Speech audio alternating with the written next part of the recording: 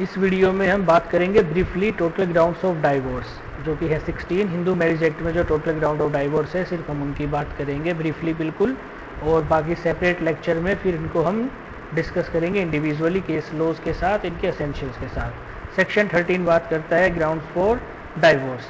Section 13(1) कहता है rights available to both husband and wife. 13(1)(a)(b) उन राइट्स के बारे में बताता है जो हस्बैंड वाइफ दोनों को अवेलेबल है। 13(2) बात करता है वो ग्राउंड जो सिर्फ वाइफ को अवेलेबल है।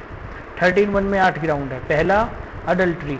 अडल्ट्री का मतलब किसी एक स्पाउस ने किसी दूसरे व्यक्ति के साथ आउटसाइड वेडलॉक सेक्सुअल इंटरकोर्स किया है, फिजिकल रिलेशन बनाए हैं, उसको बोलते हैं अडल्ट्री। फिर है क्रुएलिटी। क्रुएलिटी का मतलब मेंटल क्रुएलिटी भी हो सकती है, फिजिकल भी, इसको डिफाइन नहीं किया जा सकता, पर बेसिक पैरामीटर ये है कि इतना परेशान कर दिया है। क्रुएलिटी फिजिकल और मेंटल भी हो सकती है, तो फिजिकल क्रुएलिटी में तो ठीक है, आप सबूत दिखा सकते हो, फोर्स है। मेंटल क्रुएलिटी में तो कोई फोर्स भी नहीं है, साइकोलॉजिकल तरीके से परेशान करते हैं, मतलब एक स्पाउस ने दूसरे स्पाउस का रहना, साथ रहना दुर्भर कर दिया है। ठीक है, उसके बाद अब दुर्भर कर दिया है या दुर्भर खुद हो गया है, दोनों ही बात है। या तो उसने जान के किया है, इंटेंशनल है ना, और एक होता है कि आदमी का नेचर ही ऐसा होता है कि दूसरा आदमी परेशान हो जाए। ठीक है, लेकिन जब आप क्रुएल्टी पढ़ोगे तो वहां पर इंटेंशन की बात आएगी, वो जब हम इंडिपेंडेंटली इसको पढ़ेंगे, जब इस चीज के बारे में डिस्कस करेंगे। अभी आप यही समझो कि एक स्पाउस ने दूसरे स्पाउस का साथ रहना दुर्भर कर दिया है। फिर है डिजर्शन। डिजर्शन का मतलब ये 2 साल तक होना चाहिए, इमीडिएटली बिफोर फाइलिंग पिटीशन, कि एक व्यक्ति एक स्पाउस अपने मैट्रिमोनियल ऑब्लिगेशन को फुलफिल नहीं कर रहा है। डिजर्शन का ये मतलब नहीं है कि छोड़ के कहीं दूर चला गया, नहीं, इसका मतलब है कि मैट्रिमोनियल ऑब्लिगेशन को ही पूरा नहीं कर रहा है। ठीक है, अब देखो भाई ये अडल्ट्री, क्रुएल्टी। अब अगर सेक्शन 23 की बात करो तो क्या कह रहा है, petitioner is not allowed to take advantage of own wrong all proceeding except section 5(2). तो यहाँ पर अगर मान लो हस्बैंड ने अडल्ट्री की है और हस्बैंड ही चला गया पेटिशन लेके वाइफ के खिलाफ, तो कोर्ट कहेगा you are taking advantage of your own wrong, हम आपको अलाउ नहीं करेंगे। ये हस्बैंड ने क्रुएल्टी की है और हस्बैंड ही पेटिशन लेके चला गया, तो यहाँ नहीं मिलेगा। या मान लो हस्बैंड ने अडल्ट्री की है और वाइफ ने अडल्ट्री की है, लेकिन हस्बैंड उसको अडल्ट्री करने दे रहा है, ठीक है, या खुद उससे अडल्ट्री करवा रहा है, पैसों के लिए करवाए, किसी और फायदे के लिए करवाए, तो यहाँ पर कोर्ट कहेगा कि तुम तो खुद एक्सेसरी हो, तुम तो उसमें पार्टी हो, तो तुम क्यों पेटिशन फाइल कर रहे हो अडल्ट्री की, हम तुम्हें रिलीफ नहीं देंगे। और मान लो क्रुएलिटी है, ठीक है, यहाँ पर हस्बैंड ने वाइफ पे क्रुएलिटी करी, जब क्रुएलिटी करी तो वाइफ ने उसको क्षमा कर दिया, और क्षमा करने के बाद कोर्ट में पेटिशन फाइल कर दी, तो कोर्ट ने कहा कि भैया जब तुमने पहले ही कॉन्डोनेशन कर दिया, कॉन्डोन कर दिया, उसको क्षमा कर दिया, तो क्षमा करने के बाद अब काहे को तुम पेटिशन लेके आ रहे हो, तो हम तुम्हें रिलीफ नहीं ग्रांट करेंगे। तो ये किस पे अप्लाई होता है, सेक्शन 13 क्लॉज 1 पे। ठीक है, कॉन्डोनेशन का कोई ये नहीं होता कि वो बोले या लिख के दे कि मैंने माफ कर दिया, नहीं, क्रुएल्टी हुई, आप उसको सह गए और एज हस्बैंड वाइफ रह रहे हो, 2 महीने 4 महीने 6 महीने बीत गए, कोई रीजन नहीं है, कोई रीजन नहीं है कि आपने इतना टाइम क्यों लिया पेटिशन फाइल करने में।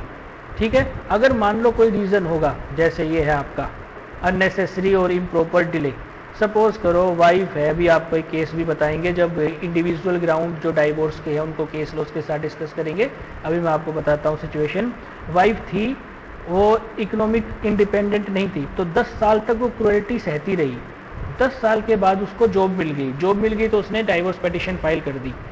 तो हस्बैंड ने कहा कि ये तो 21(d) में आना चाहिए, ये सब प्रोसीडिंग पे अप्लाई होता है, इतना डिले क्यों करा, 10 साल तक तो कुछ दिक्कत नहीं थी, आज क्रुएल्टी कैसे हो गई, ये तो कॉन्डोनेशन है। तो कोर्ट ने कहा कि देखो भाई, कॉन्डोनेशन अलग चीज होती है और एंड्योरिंग अलग चीज होती है, क्योंकि उसके पास कोई ऑप्शन नहीं था इसलिए वो सहती रही, आज ऑप्शन है तो कोर्ट आ गई, एज सिंपल एज दैट। तो ये कोई भी हम इसको अननेसेसरी या इम्प्रॉपर डिले नहीं मानेंगे। ठीक है, क्रुएल्टी हो गया, डिजर्शन हो गया। फिर है सेकंड कन्वर्जन। कन्वर्जन का मतलब एक स्पाउस जो है उसने धर्म परिवर्तन कर लिया है। हिंदू मैरिज एक्ट तो हिंदू पे अप्लाई होता है, उसने धर्म परिवर्तन कर लिया, वो क्रिश्चियन या मुस्लिम बन गया, तो दूसरा स्पाउस है वो जाके डाइवोर्स पिटीशन फाइल कर सकता है। Third, incurable unsound mind. Unsound mind का है जिसका कोई इलाज नहीं हो सकता और दूसरा व्यक्ति के दूसरे स्पाउस के लिए ये मुश्किल हो गया कि वो साथ रहे। It is not reasonable for other spouse to live together. अब इसमें कई बार सिचुएशन आ जाती है कि अनसाउंड माइंड का है, सपोज करो क्यूरेबल है, लेकिन वो इलाज नहीं करवा सकते, फाइनेंशियल कंडीशन है ही नहीं ऐसी, और दूसरे स्पाउस को प्रॉब्लम हो रही है, रीजनेबली वो साथ रह नहीं सकता, फिर क्या होगा? तो वहां पर court in the interest of justice divorce grant कर सकता है। वेनरियल डिजीज कम्युनिकेबल नेचर की, ये होती है सेक्सुअली ट्रांसमिटेड डिसीज, एसटीडी, जैसे एड्स हो गया, उसके अलावा और भी बहुत सारी होती है। Then sixth, renounce the world. शादी करने के बाद अब इनको पता नहीं कौन सा आत्मज्ञान हुआ कि इन्होंने संसार को त्याग दिया, मोह माया को त्याग के, सब मिथ्या है ऐसा कह के ये चले गए हैं एकांत साधन में, एकांत में। तो इन्होंने संसार त्याग दिया, रिनाउंस द वर्ल्ड।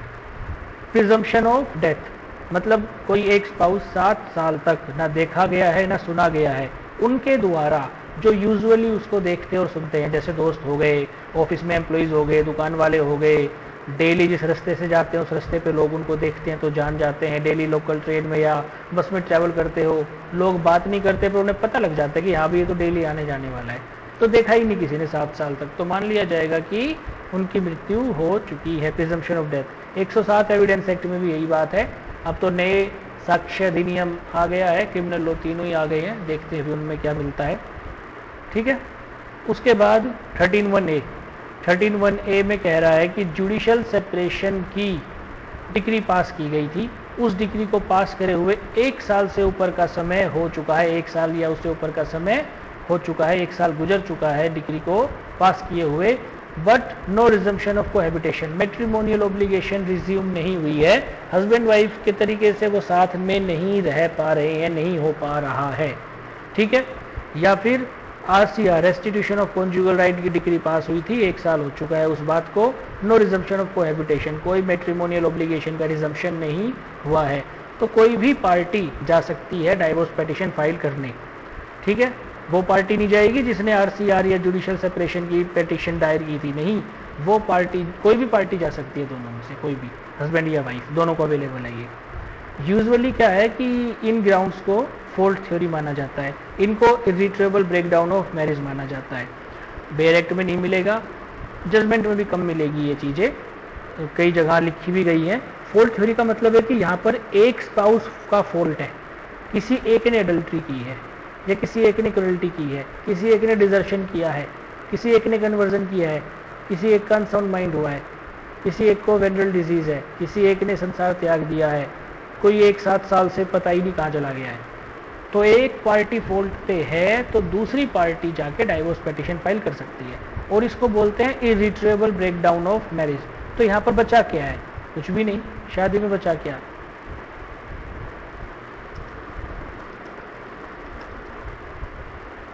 क्या है? अब उसको रिट्रीव नहीं किया जा सकता, रिट्रीव नहीं किया जा सकता, खत्म हो गया सब।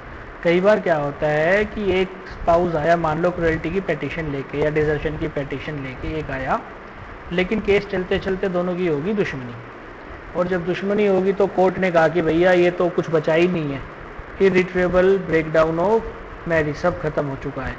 इसलिए इनकी टेक्निकलिटी में कंफ्यूज मत होना, बट कभी क्वेश्चन पूछ लिया जाए तो उसके लिए आपको जानकारी होनी चाहिए।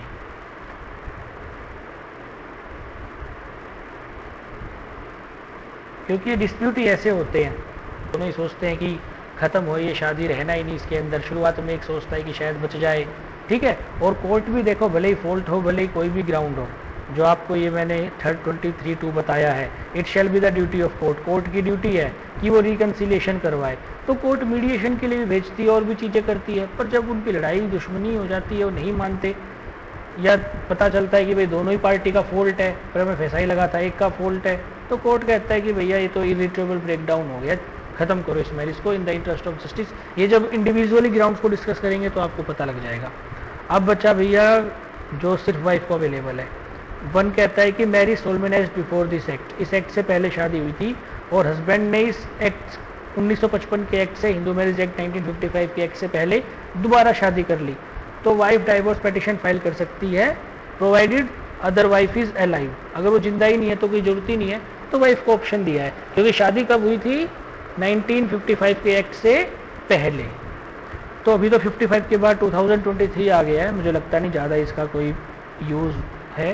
पर अब देखो टू कहता है सिंस सोलमेनाइजेशन, सोलमेनाइजेशन के बाद से क्या कह रहा है, husband is guilty of rape, sodomy और बेस्टियलिटी।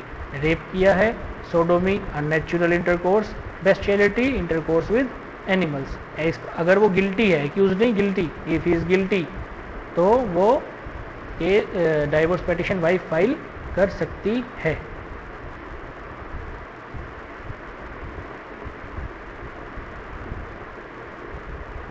थ्री कहता है section 18 Hindu adoption and maintenance act, ये 125 सीआरपीसी के तहत वाइफ अलग रह रही है और 1 साल हो चुका है, ऑर्डर पास करे हुए 1 साल हो चुका है, 18 में, ये 125 में 1 साल हो चुका है, लेकिन नो रिजम्पशन ऑफ कोहैबिटेशन, तो वाइफ जा सकती है। अब देखो ये हमाम में क्या है कि जो वाइफ है, ठीक है, जो डाइवोर्स नहीं हुई है, वाइफ लीगली वाइफ है, वो मेंटेनेंस ले सकती है। जरूरी नहीं है कि डाइवोर्स पिटीशन उसको वो डाइवोर्स्ड हो तो ही वो कर सकती है मेंटेनेंस के लिए क्लेम, नहीं, ऐसा नहीं है। यही इसीलिए डिफरेंस है अडॉप्शन और मेंटेनेंस एक्ट में। मेंटेनेंस एक्ट तो वो वाइफ को मेंटेन करेगा, वाइफ उससे अगर वो मेंटेन नहीं कर रहा तो वाइफ उससे मेंटेनेंस मांगेगी, सेपरेट रेजिडेंस भी मांग सकती है। ये बेसिक डिफरेंस है, ये जब पढ़ेंगे मेंटेनेंस, जब आपको और डिटेल में बताएंगे। ये है ऑप्शन ऑफ प्यूबर्टी, ठीक है, ऑप्शन ऑफ प्यूबर्टी। कंज्यूमेशन भले ही हुआ है या नहीं हुआ है, शादी हुई थी जब लड़की की उम्र 15 साल से कम थी, ठीक है, और 18 साल की होने से पहले उसने मैरिज को खत्म कर दिया, तो ये 3 साल की विंडो है, वो चाहे तो वो खत्म कर सकती है, डाइवोर्स पिटीशन फाइल करेगी तो खत्म हो जाएगी। Option of puberty, whether consummated or not. Muslim law में इसी को बोलते हैं ख्याल उल बोल्ड। तो वहां पर एक कंडीशन है, कंडीशन ये है कि अगर मैरिज कंज्यूमेट हो गई, मीन सेक्सुअल इंटरकोर्स हो गया, तो वो ऑप्शन अवेलेबल नहीं है, और कंज्यूमेशन नहीं हुआ है तो वो ऑप्शन अवेलेबल होगा। अब देखो 23 में आपको बताया था अननेसेसरी और इम्प्रॉपर डिले, ठीक है। अब मान लो वो 18.5 साल की हो जाती है और उसके बाद डाइवोर्स के लिए आती है, तो कोर्ट कहेगा कि भैया तुम्हें तो 18 से पहले आना था, लेकिन सपोज करो वो इसलिए नहीं आ पाई क्योंकि सोसाइटी का प्रेशर था, जैसा कि आपको पता है, दोस्त, फैमिली, सोसाइटी, हर कोई कहता है अरे कोई नहीं, चलने दो इस शादी को। ज़्यादातर लोग यही कहते हैं कि कोई बात नहीं, कल से ही हो जाएगा, परसों। पर भैया जो रह रहा है उस सिचुएशन में, उससे पूछो, ज़िंदगी उसने बितानी है, आपने आना है, चाय पीनी है, ज्ञान देना और चले जाना है। अरे जीना तो उसने, रहना तो उसने है, तो उसको डिसीजन लेने दो। लेकिन प्रेशर इतना होता है कि डिसीजन नहीं लेने देते, ठीक है। इसी तरीके से जैसे क्रुएल्टी का है, अभी केस जब इंडिविजुअल डिस्कस करेंगे तो केस और एसेंशियल्स आएंगे। क्रुएल्टी के ग्राउंड में क्या हुआ, क्रुएल्टी केस में एक लेडी थी, 10 साल तक क्रुएल्टी होती रही, वो सहती रही, क्योंकि उसके पास कोई जॉब नहीं थी, इकोनॉमिक डिपेंडेंट थी वो। जैसे ही इकोनॉमिक इंडिपेंडेंट हुई, जॉब आई, उसने डाइवोर्स पिटीशन फाइल कर दी क्रुएल्टी की। तो बात ही आई कि भैया ये तो अननेसेसरी इम्प्रॉपर डिले है, जब इसने कॉन्डोनेशन भी कर दिया है, ठीक है, 10 साल तक कुछ भी नहीं था। दूसरी बात, 10 साल तक नहीं था, इसने कॉन्डोन मतलब फॉरगिव कर दी, क्रुएल्टी हुई, फॉरगिव कर दी, क्योंकि साथ रह रही है, तो इसका मतलब कॉन्डोनेशन का मतलब है फॉरगिव करना। क्रुएल्टी को फॉरगिव लिख के नहीं होती, ये होती है कि क्रुएल्टी हुई लेकिन उसके बाद डाइवोर्स पिटीशन की बजाय वो हस्बैंड वाइफ के तरीके से साथ रह रहे हैं। जब साथ रह रहे, इसका मतलब माफ कर दिया, एक ने दूसरे को माफ कर दिया। तो कोर्ट ने कहा कि भैया इसने कॉन्डोनेशन तो कहीं किया ही नहीं है, कहाँ माफ किया है। एंड्यूरिंग और कॉन्डोनेशन दोनों अलग अलग चीज होती है। तो क्योंकि इसके पास कोई इकोनॉमिक मीन्स नहीं था, तो ये क्रुएल्टी सहती रही, इसने माफ नहीं किया कभी। आज इसके पास आया है, इकोनॉमिक इंडिपेंडेंट ये हुई है, तो सही बात है भाई, क्यों रहे वहां पर, क्यों अपना जीवन खराब करे। इसके अलावा सेक्शन 13B है आपका म्यूचुअल कंसेंट, एक ये हो गया। तो 13B डिटेल में फिर करेंगे, डाइवोर्स की सारी 1 बाय 1 इनको डिटेल में डिस्कस करेंगे। और section 29 clause 2 right recognised by custom. अगर आप जाओ 29 क्लोज 2 पढ़ो, 29 बात करता है सेविंग की, क्लोज 2 कह रहा है nothing contain in this act shall be deemed to affect किसको, any right recognised by custom to obtain dissolution of Hindu marriage whether solemnised before और आफ्टर दिस एक्ट। तो टोटल कितने हो गए, 1 2 4 और 2 6, 6 और 2 8, 8 और 8 16। पहले 17 थे। लेप्रोसी को हटा दिया अब, क्योंकि क्यूरेबल नेचर का है, अब उसकी ग्रेविटी इतनी नहीं रही, लेकिन अगर मान लो और कोई सिचुएशन एराइज होती है तो क्रुएल्टी में फॉल कर सकता है। जब क्रुएल्टी को डिटेल में पढ़ेंगे तो आपको समझ में आएगा, काफ़ी बड़ा अभ्यास है इसका। कोई क्वेश्चन क्वेरी है तो आप कमेंट बॉक्स में डाल सकते हो। Best wishes.